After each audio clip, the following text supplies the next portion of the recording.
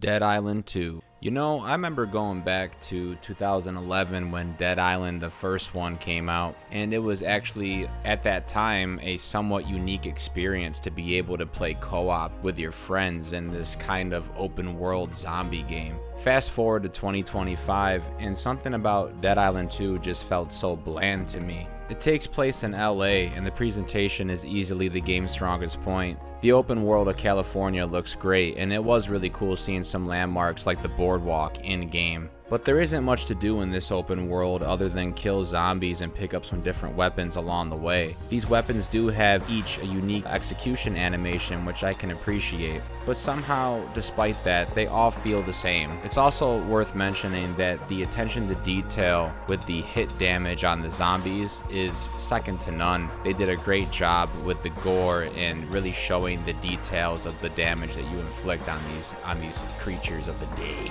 There is also a workbench system where you can upgrade any weapon to your current level and also add some modifiers to it. And I think that's a really good approach because if you do find a weapon that you like, you could, in theory, carry that weapon from the beginning to the end of the game and it will still hold relevance. But other than all these good things that I mentioned, I feel that the game is really lacking anything to make it interesting.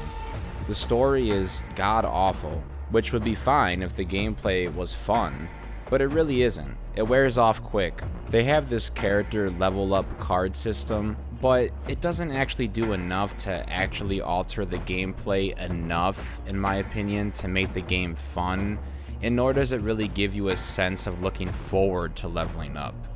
They do add some new combat moves and whatnot as you play the game, but it's just not enough to pick up the slack. Oh my god, with this fucking shit. Why is this on fire? I'm getting sick of this. They tried, it just falls short in my opinion. I wish I had more of a specific point as to why this game is so boring in particular. I think what it comes down to is just the repetitive gameplay that once you figure out its tricks, there's not much else to figure out, there's not much more to do. It's ironic that this game is not lacking in production value. It looks great, it works. I didn't run into many game-breaking glitches, if any at all, just a few minor bugs, but it's just almost like this game has no soul.